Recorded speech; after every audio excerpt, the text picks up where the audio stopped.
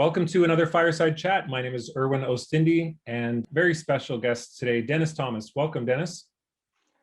Hi, Chika, Irwin. Nice to see you.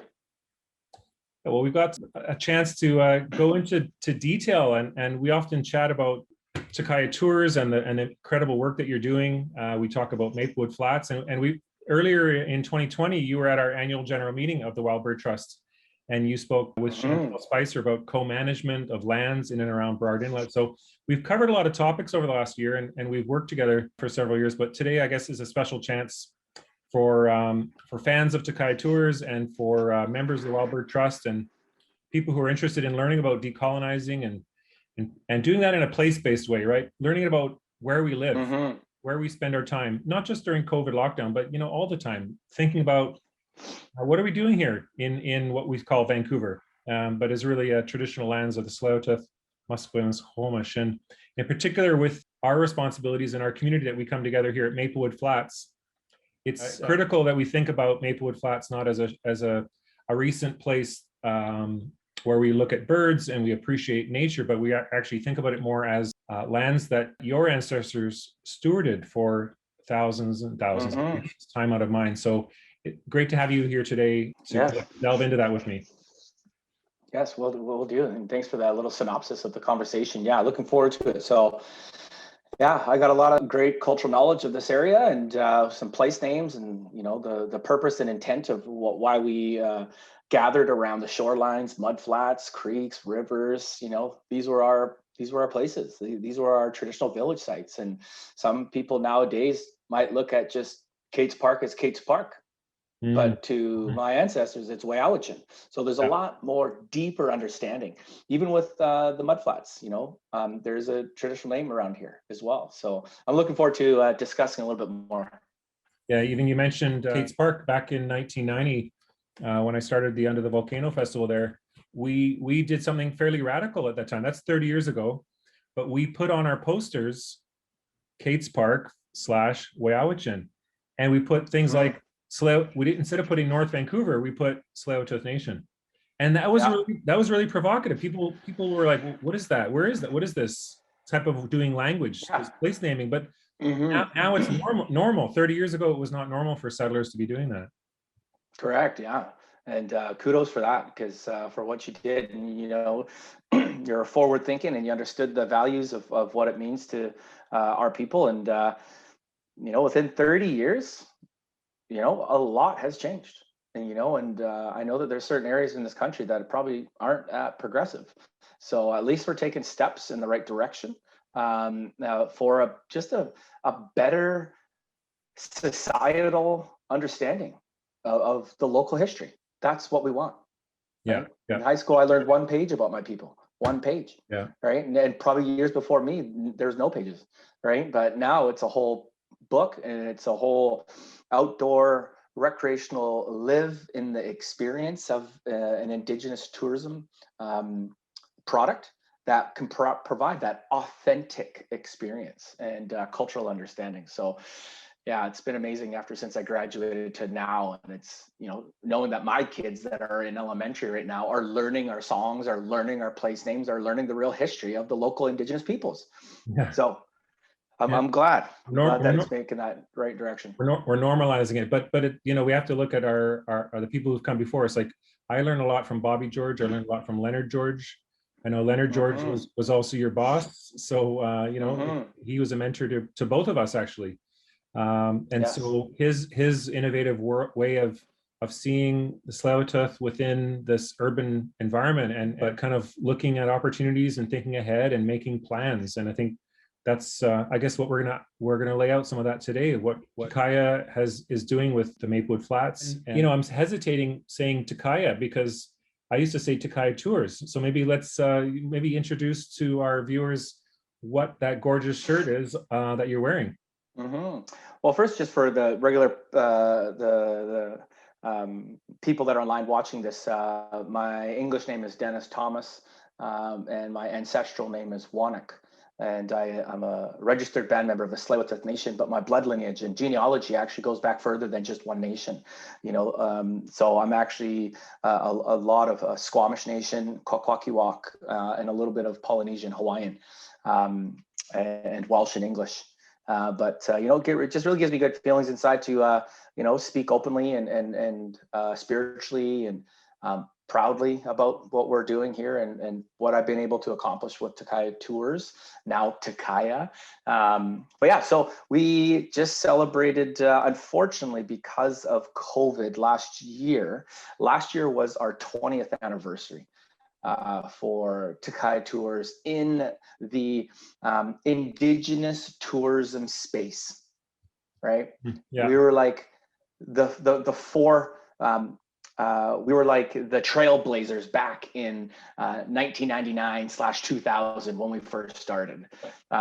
We were basically the first First Nation Indigenous ecotourism canoe and kayak business that provided cultural interpretive tours either on the land in the kayaks or canoe tours. And we decided, unfortunately, because of social distancing, we closed down our canoe business last year and this year again because we can't distance each other and just to deal with the crisis management of random people just taking snapshots of a full canoe, even though there might be their own cohort. I just still don't want to have to deal with it. But we decided to take that time, focus on our kayak rentals and really about a rebrand. Just because a lot of people were getting, they like different products, kayak rentals, walking tours, cultural presentations, and under Takaya Tours, they always thought it was going to become a tour. So we really wanted to just be a little bit more forward thinking in how we can diversify and rebrand and rebuild. So we decided to work on this, and we are officially just launched it a couple of weeks ago. So now it's called Takaya. And with underneath that umbrella name, we will have, tours, rentals, presentations, special engagements, apparel line. We will be selling these beautiful new New Balance dry fit. It's got a nice little Coast Salish elements. It was made by one of our nation members, Zach George. His ancestral name is Skok Elam. Very simple, sleek, just modern, new. You can barely see the colors, but there's blue, like a baby blue, and then there's like a teal green with some black, and then a red paw of a wolf, which in Hunk Aminum, Takaya means wolf. So it's very, very symbolic. Mm-hmm. And Zach, of course, folks will be familiar, carved the two house posts out front of the nature house at Maplewood Flats. Mm-hmm. So, yes. There's the beautiful design, and so you're doing Takaya is also another term that a name that's used within the nation. There's, I guess, your development corporation, is that also Takaya? Yep. Well, Takaya means wolf, and wolf is our ancestral animal to our nation. It is connected to our creation story. And it's like our spirit animal. So we use it in many different forms for our business entities. We have Takaya Golf Center, Takaya Developments, Takaya Tours, now Takaya, and there's even war canoe racing named Takaya. So we proudly share this name, and we proudly incorporate it in all different aspects of our organization. So the rebranding, it's brilliant. Also, I guess it'll help with profile, helping people understand that when they see that word in British Columbia, they'll know that they're associating something with the Tsleil-Waututh Nation.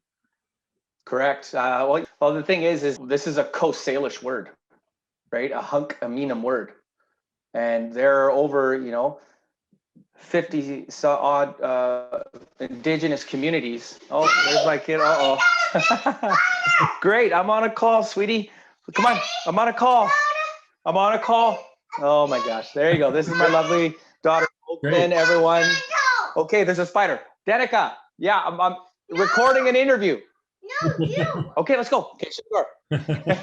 Sorry about that, Dennis. I know we're taking family time here, so really appreciate it. Yes. But yeah, Takaya can be, there are other First Nations out there, Indigenous communities that Takaya means wolf. So it all depends on what enterprises or entities they might use that for as well.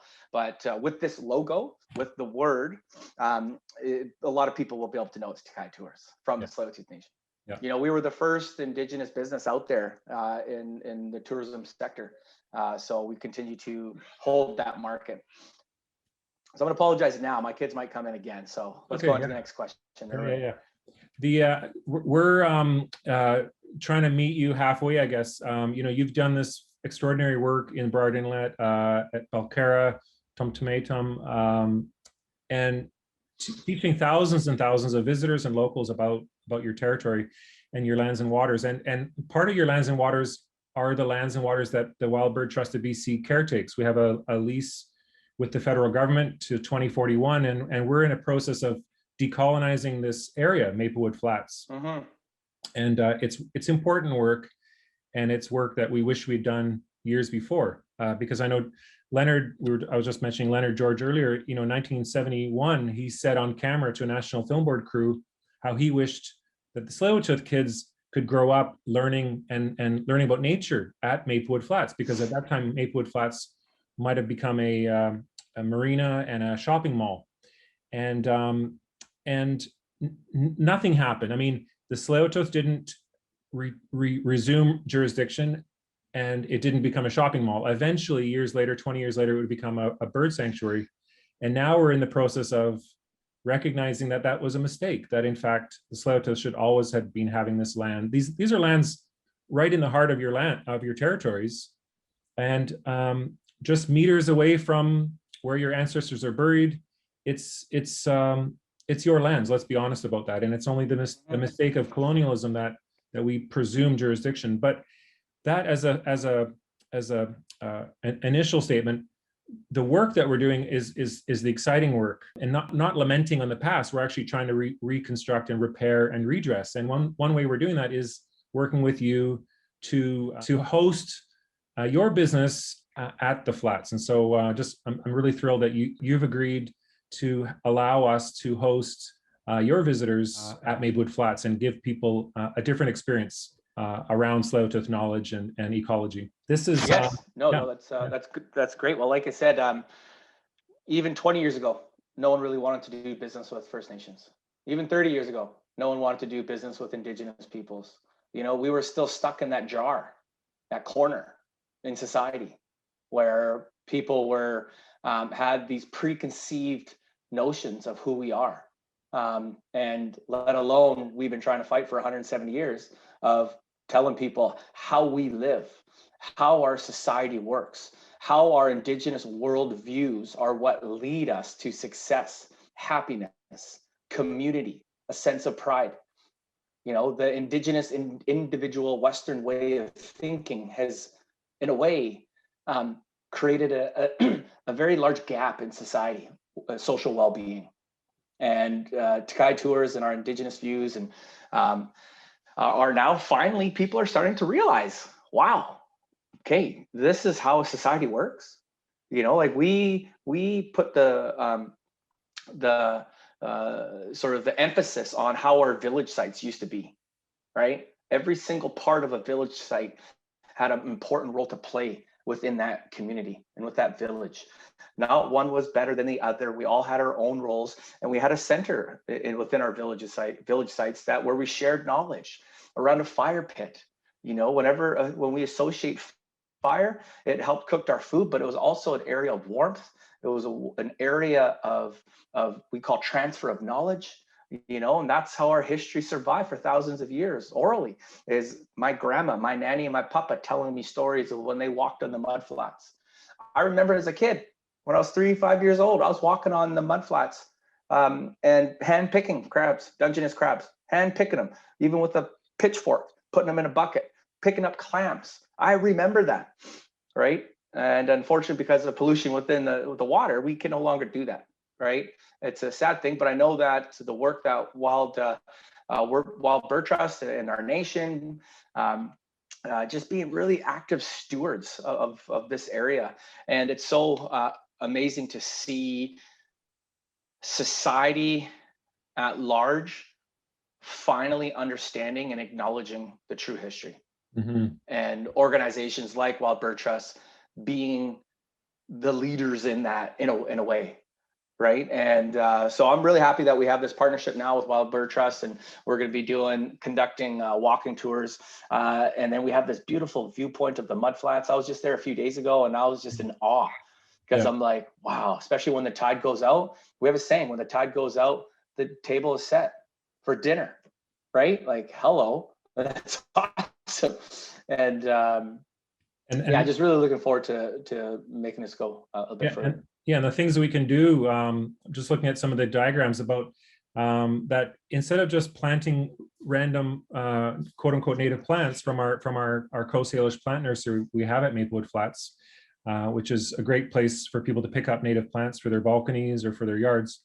But that the plant choices we make are also culturally relevant. And that they're not just for the birds, that I think Western science thinks about a bird sanctuary as this place where birds are viewed by birders and bird photographers in this kind of pristine environment, almost like it's a sport. But for us, I think when we look at decolonizing land, we think about human use as integral with the birds, with the salmon that you talked about, with the canoes, with the culture. Like culture and ecology are not separated like they are in Western science. And so the plant choices might include plants that can be harvested, so that Takaya can host a workshop where people can learn from Tsleil-Waututh elders about plant materials, and maybe there can be medicines made or activities learned. Maybe it's an event that is only for the Tsleil-Waututh community members, and it's not for the settlers like myself, right? So I think that's what we're reimagining, and we're really thrilled to have Takaya as a partner. And reconsidering how Maplewood Flats is used. It's not just for quote unquote birding, as if there's a glass wall around this like bird sanctuary, but in fact, culture and ecology flow in and out of that glass wall. Yeah, we collectively have a chance to change people's views and understandings of what collaboration and partnership is. I like to be inclusive, even if there's certain times of the year that we can be specific for Tsleil-Waututh Nation. I still want to have that for the general people that love nature, that love this area particularly. But now they get a chance to know what the true history is, but while also recreationally having fun and enjoyment in a unique and diverse way that there's nothing out there like that right now. So let's lead. Let's be trailblazers and let's start changing the narrative, right? And I've been very blessed with all the people that I've met within the Wild Bird Trust organization. I love them to bits, and just so welcoming and open to learning. For them it was, everyone's in a learning experience right now, right? And an educational awareness, and just really looking forward to putting Tsleil-Waututh Nation's identity, even further. And back on the map, basically. Yeah, and you think about where we got to. We had this narrative about Maplewood Flats being this former brown site, that we rescued a brown site. What's referred to as like an industrial site. But that kind of let us off the hook, because in reality, it wasn't just a brown site. Settler communities actually destroyed the mud flats. Right, the mud flats would go from your village site all the way up to the north, across the north shore of the North Shore, and then thousands of dump truck loads of fill were brought from the west end of Vancouver and literally dumped onto the mud flats, and so they were destroyed. So it's not, when we say, oh, we restored a brown site, that sounds very neutral, but in reality, there's nothing neutral about the way that settlers have occupied and damaged your lands, your traditional lands. So I think we have to restore with a humility, recognizing how we got here. And we got here through a lot of destruction. Tsleil-Waututh weren't allowed to hire lawyers to defend themselves. You had lands stolen from you. You had 3 waves of smallpox, genocidal smallpox. So here we are in 2021, and to your point, now it's time to not just talk about reconciliation, but it's time to do redress and repair those relationships. And the exciting thing that I've learned from Leonard George is that there's an economic component to this, that we don't have to silo thinking, that we can think about prosperity for the Tsleil-Waututh, and that prosperity also is shared with everybody else. and that we don't have to be afraid to talk about economic development and culture in the same breath. Yeah, correct. So we talked a little bit about the work that we're going to be doing, and I know soon we'll have, I think teachers, a whole group of teachers is coming, I think next week. So that's Takaya will have CSWICE and Sinakwa and some of our staff hosting and talking to the teachers, because again, if we can have this as a platform that can then get replicated and we can model this practice, then maybe Stanley Park, maybe Burnaby Mountain, maybe Port Moody, maybe Rocky Point, Belcarra Provincial Park, like all these sites will become places where we can learn about Tsleil-Waututh's history, Tsleil-Waututh's current practices, Tsleil-Waututh's future, Tsleil-Waututh's aspirations, and as well as Squamish and Musqueam in different areas of the city. What are your thoughts on how your nation has been a real leader in that kind of co-management, or you're creating a new reserve just across the road from the flats? Your thoughts on that kind of work of partnership, co-management, reclaiming land, expanding your reserve lands, and the opportunities that presents for your community? Yeah, like, just want to reiterate, like, no one wanted to do business with us, right? And like in 30 years ago, no one in Canada, right, or even let alone BC and Vancouver. So the tides have changed, and changed in a good way. And we're working on dialogue right now with the city of Port Moody, and so these are good things, and it only makes the neighborhood and the municipality and society better when we talk about diversity and being open to multiculturalism. Well, if we are going to do that, how about include the original peoples that were here? That's it. Yeah. Right. And this is where we are. And now's the time. And every other culture and ethnic people that I've had conversations with, they are rooting for us, right? Like it's about the political redress of our policies and procedures within government, and we're slowly seeing that change right now. I think about my family. My father started working for the District of North Vancouver as the parks manager in 1959. He told me the story in 1959 about the weekend tourists would go to Kate's Park at that time, Weyawachin, and pick at the middens and remove historical artifacts from the middens, these midden hunters. And that was 1959, and he covered it up in dirt and puts grass seed on it as his kind of temporary way of kind of protecting your community's history. But that was 1959, and that's 60 years ago. Only 100 years, that's 60 years ago, my dad's story to me about Weyawachin. Only 100 years before that, this map occurred. And these are the first lines on the map of your territories that settlers declared that this was terra nullius, that this was kind of like no one was using this, that we had a right to put lines on this and basically appropriate your traditional lands. And I think what you're saying is, like, we need to normalize this knowledge of, and we have to normalize the fact that we have a shared future, but we also have to be honest with this shared history that not nice things were done to take the land away from your community, your peoples. And let's talk about that honestly so that we can move forward with a more honest relationship. Well, that's how you begin a true relationship, is you start from the grassroots. You start from the very beginning. Don't try and cover coat things, right? And be uncomfortable. Sometimes you do have to speak about the uncomfortable actions that were done to us in order to build a harmonious, relationship, a true relationship. You need to talk about what happened first, make everyone understand it, then move. You can't just jump right to present day. I want to be a partner. No. There's a lot of history people need to know before we start even thinking about a relationship, right? Because sometimes those evoke certain emotions and integrity and honesty, right? Yeah.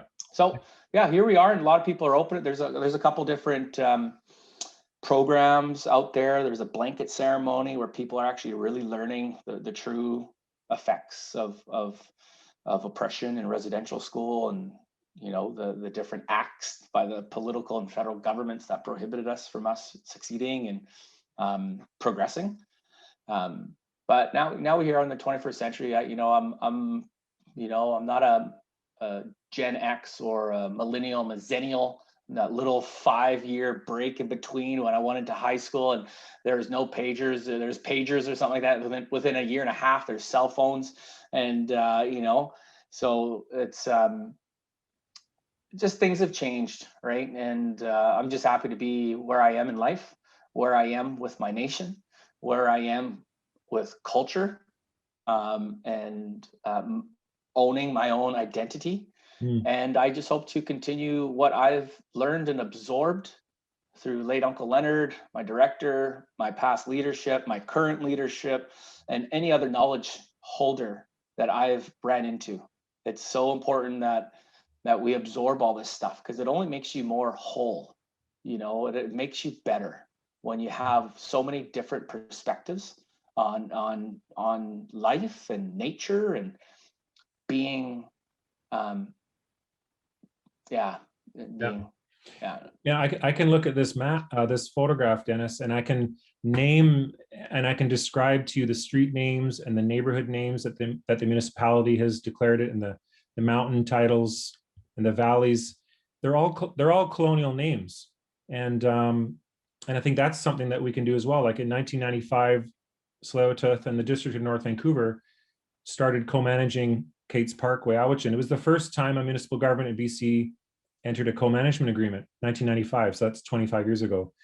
And I'm hoping that with Tsleil-Waututh and the Wild Bird Trust and Environment and Climate Change Canada, we can look at this site and start actually honoring and bringing forward the names that we've suppressed. And I think we have to be careful about, it's not renaming it, because the names were never, the names were not used on purpose. So we're not renaming it because the names have always been. And can you help? Can you share your thoughts on what we're looking at, and we're also looking. Well, to the left, where the Wild Bird Trust is, and it's a little bit, it's kind of hard to distinguish, but this area has been documented as Whonoak, which is a village place name of this area, and the Maplewood Flats. The actual mud flats is I'm trying to do the best pronunciation. We're all still relearning our language in a hunk meanum. So, but it's somewhere around Squatsy, which means little green sea urchin. And it was something that was abundant, plentiful, back in the days when we've heard through our great uncles that have went on to the spirit world. But that's something that, back in the day, again, we didn't document, we didn't write, we just told stories, right? And we passed that knowledge down. But we are grateful that we have that documented, and we're starting to just reawaken the spirit of these place names. Yeah, and we're thrilled and excited to do that work with you, and I think we've got so much good work to do in the future. Like I mentioned, we're going to start the walking tours in May, so in a few days. May is coming up real fast for the walking tours. There's a few components of the walking tours. They're coming to Maplewood Flats, arriving, having an introduction. So there's an introduction, and then breaking up group. If your group is large, then we'll break you up into smaller groups. Maybe one will do a kind of cultural orientation. We also will be gifted with a beautiful exhibition on Chief Dan George. And so that'll be up all summer long. And so we welcome folks to come in their bubbles to visit that exhibition. So that's an option for walking tours. And then there'll be a birding component, learning about birds, and they'll be learning about plant and ethnobotany. Lots of ways of learning about Tsleil-Waututh's past, present, and future at Maplewood Flat. Thrilled to be able to share that with our community. Super stoked, and just in the spirit of collaboration and the spirit of mutual trust and building relationships. this is what it's about. So raise my hands to Wild Bird Trust, you, Irwin, for helping delegate a lot of this stuff and then starting to change for the better. Yeah, we're just super, super stoked for it. And we really look forward to seeing everyone come out. Good. Dennis, thanks for your time, and I appreciate you sharing your family time with us and the viewers. Congratulations on the rebranding, and look forward to having our viewers come down and purchase some of your t-shirts and see your staff on site. And thanks, Dennis. Awesome. All right, everyone. Hi, it's Epka. Enjoy your night. Okay, bye-bye.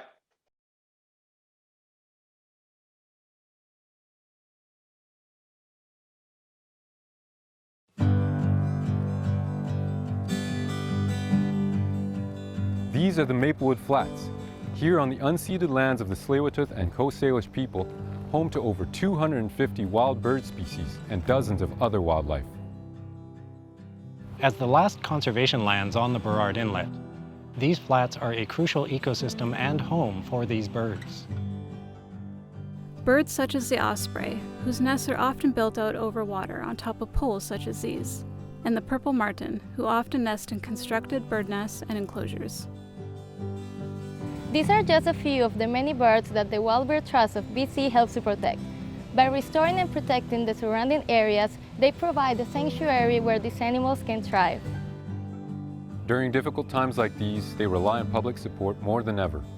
There are many ways you can help, such as renting their nature house for an afternoon, or buying from their Coast Salish plant nursery. So come experience nature anytime with a walk on one of our beautiful trails or join one of our guided nature walks. Donate today to help preserve these lands